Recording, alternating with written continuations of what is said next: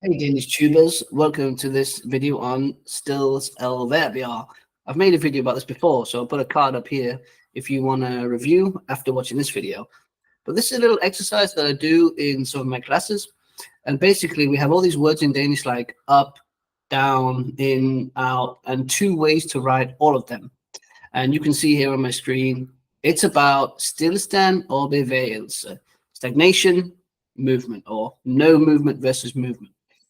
Really, I should write them the other way around because, as I've written here, ud eller ud. And quickly, the rule is the short version is used with a movement, and the long version is no movement. Now, sometimes it can be one or the other, depends what it is you want to say, the context or whatever. You can also think of this as the no E version versus the E version. I mean, usually they're ending in an E when I say E version. And there's an E in the word, but it's not the last letter. So I have a bunch of random examples.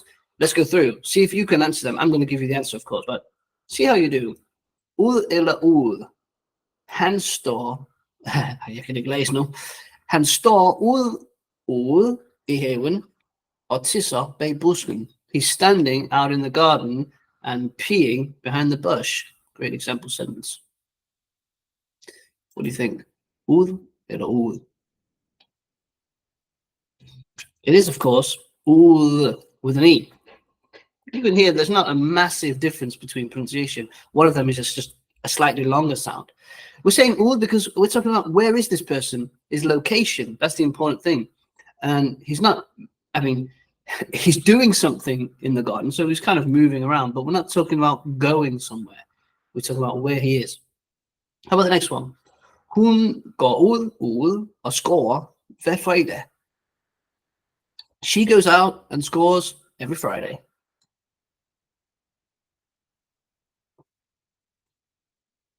Ud, short version this time, because we're talking about going out. There's a movement involved.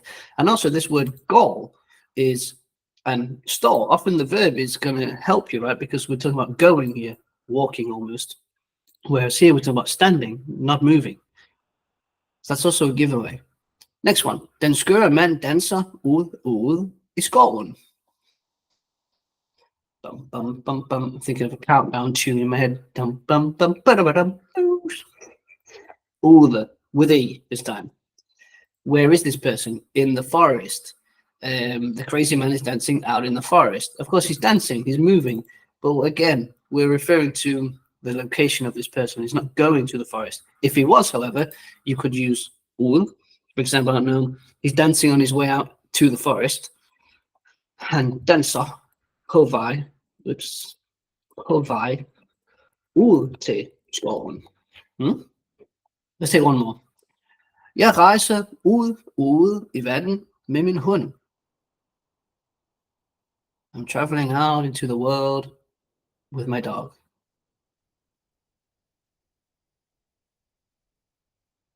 I gave it away a bit, right? Because when I read it, you could hear I'm going out. Jeg rejser also insinuates a movement of some kind, right? So jeg rejser ud. I'm going out into the world.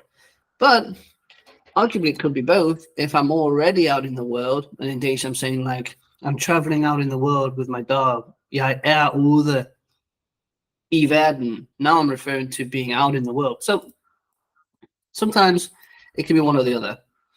Let's move on to in eller inde. Same rule. Pingvinen ligger inde i igloen.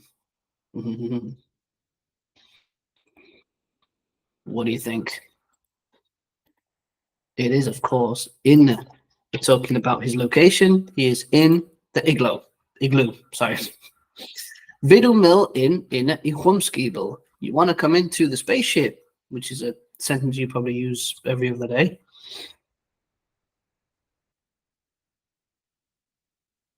There's a movement involved this time, right? So in. A more common example would be like, you want to come into the house, I don't know, skal du med ind? Skal du med ind i huset? Something like that. Next one, another great example. Han gemmer kokain inde i sin taske. He's hiding / saving cocaine in his bag. What do you say to this one?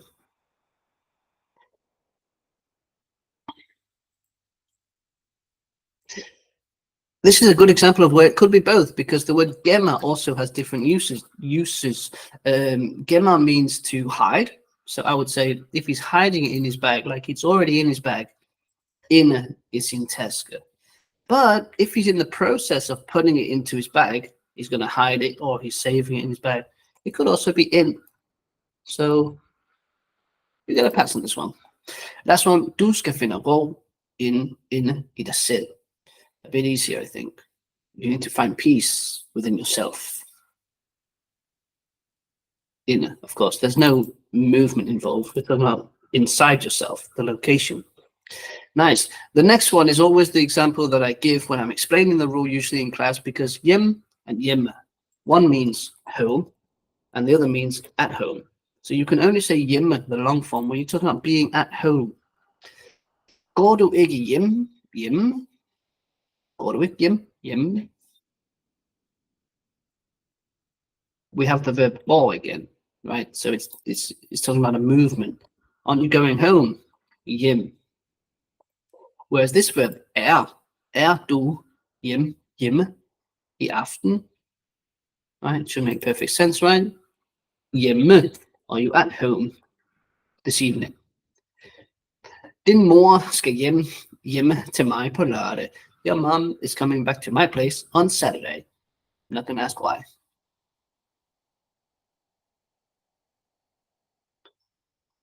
There's a movement involved, right? And earlier I used this skal when I said skal du med ind i huset. So skal is also a verb that's often used when you're talking about going somewhere. So that's a little clue for you. Din mor skal hjem til mig på lørdag. Last one. Hun laver kager derhjemme. Hjemme.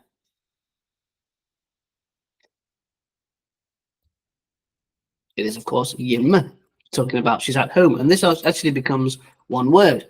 The word there, and the word here, her. Both these words can be combined with all of these stills adverbs, these adverbs of place. So you can say like in here, in there, up here, down there, and so on. And you flip it back to front indeed. So you have to say, for example, they're up and they're upper, or they're in, they're inner. Same rule applies. Are you moving, or are you talking about a location? No movement. Herud, herude. So if I said, come out here, come herud, movement. I am out here. Jeg er. Oops, double R. Jeg er herude. Sådan. Okay. We have two left. Up eller oppe. Fuglene kvædrer helt oppe i træet. The birds are tweeting right up in the tree. Where are they? They're in the tree. So they are oppe. Tyven kravler oppe over muren. Had a complete blank then. The thief is crawling up over the wall. We're talking about a movement, of course. Short version. Up. Heksen griner oppe på taget. The witch is laughing up on the roof. The location is oppe på taget, of course. Last one, nil eller nil, of course, meaning down. There's some good examples here. In tall, triller, nil, eller min kind. Hvad synes du om det? That means a tear is rolling down my cheek.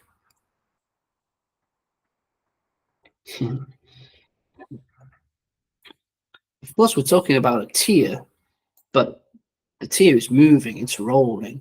So often, again, go by the verb here. Although it's a bit of an abstract example, there's a movement. We will say nil. Gartneren kigger ned i hullet The gardener is looking down into the hole.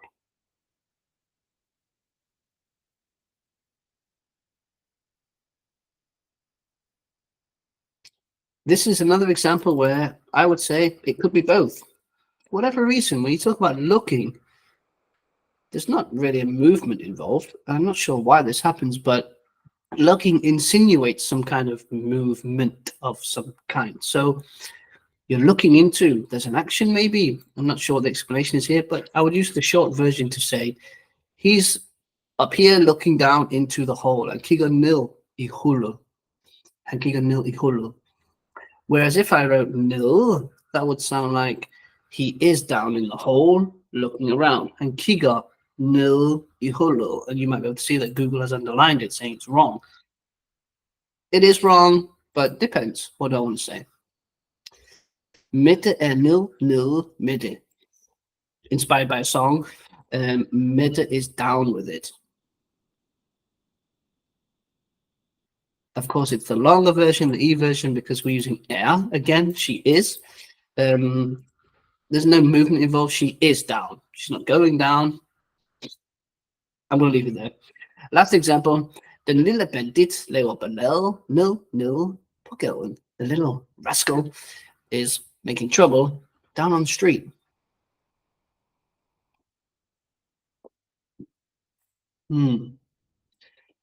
I would go with nil again here.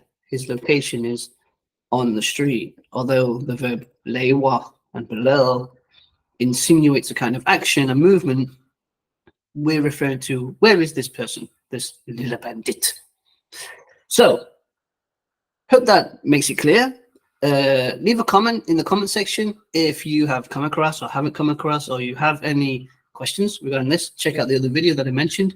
And remember, if you want to take your Danish to the next level, you can become a member on DanishTube, where you can get access to a weekly Q&A, weekly group sessions, video courses, ebooks, exercises, and all kinds of good stuff.